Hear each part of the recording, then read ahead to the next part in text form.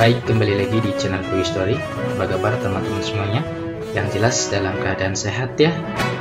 Mari kita simak informasi sebagai berikut.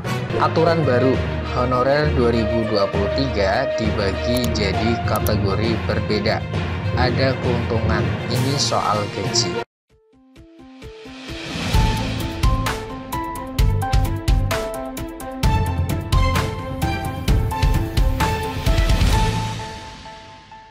Baik, kembali lagi di channel Quick Story. Pada kesempatan kali ini kita akan memberikan informasi informasi terbaru seputar tenaga honorer. Informasi ini kami kutip dari laman website soloraya.com. Informasinya yaitu aturan baru honorer 2023 dibagi jadi kategori berbeda. Ada keuntungan, ini soal gaji. Simak informasinya baik-baik. Berita soloraya.com pada tahun 2023 akan ada ketentuan baru untuk tenaga honorer di mana para non-ASN ini akan dibagi menjadi dua kategori. Salah satu dari kategori honorer tersebut memiliki keuntungan soal gaji, di mana tahun 2023 akan mendapatkan gaji ke-13. Penggolongan tenaga honorer menjadi dua kategori dan pemberian gaji ke-13 diperuntukkan bagi non-ASN yang ada di wilayah Pemkot Surabaya. Sejumlah 25.000 tenaga honorer outsourcing di Pemkot Surabaya pun masih akan dipekerjakan pada tahun 2023 meski ada isu penghapusan. Terkait tenaga non-ASN di Pemkot Surabaya yang akan dibagi menjadi dua kategori dan kategori mana yang akan mendapatkan gaji ke-13 dijelaskan dalam artikel ini selengkapnya.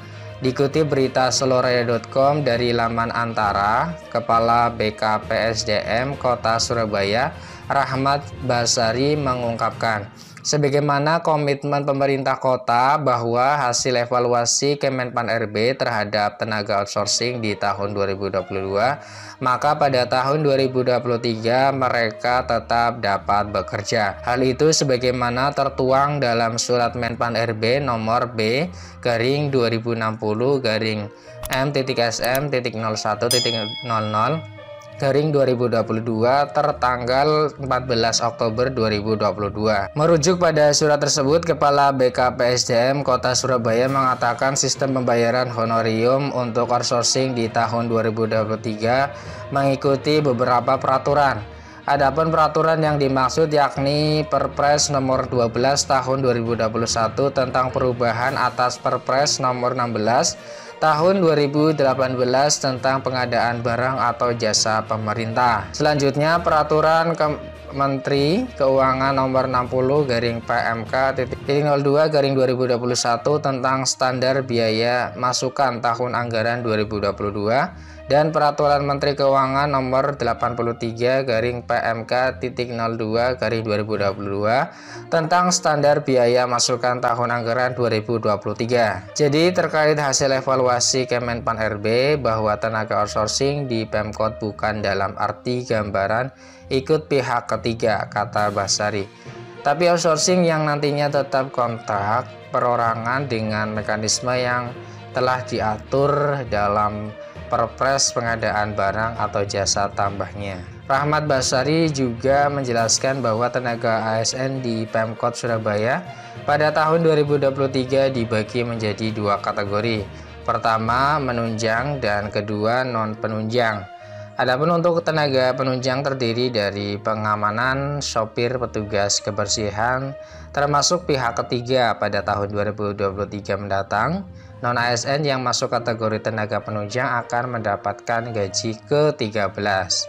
Mekanisme honorium yang digunakan bukan merujuk pada upah minimum kota atau kabupaten atau UMK pada Undang-Undang Cipta Kerja. Telah dijelaskan pula kelas jabatan hingga uraian tugas dari para tenaga outsourcing non-penunjang dalam peraturan tersebut, termasuk standar biaya masukan untuk TA dengan melihat pengalaman kerja dan pendidikan.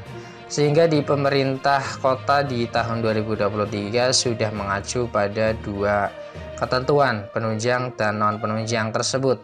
Ditegaskan bukan outsourcing yang mengacu pada Undang-Undang Ketenagakerjaan pungkasnya. Dengan begitu, tenaga non-penunjang yang bekerja di lingkup Pemkot Surabaya memiliki besaran gaji yang berbeda di tahun 2023 nanti. Untuk tenaga non-ASN, kategori non-penunjang dihitung berdasarkan kualifikasi, beban kerja, pengalaman, juga jenjang pendidikan seperti yang tertuang dalam Peraturan Menteri Keuangan.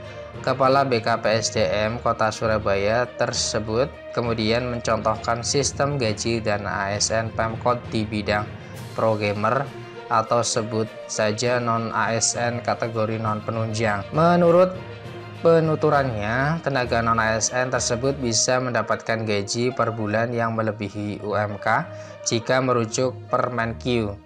Kalau merujuk pada standar biaya minimal itu bisa menyentuh di angka 7 juta rupiah sesuai dengan kelas jabatan, ujar Basari.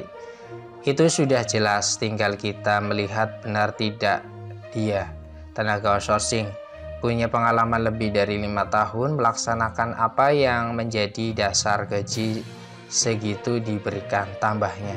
Demikian informasi yang bisa kami share, semoga bermanfaat, tetap semangat dan berpikir positif, selalu berdoa. Terima kasih atas perhatiannya, see you next time. Assalamualaikum warahmatullahi wabarakatuh.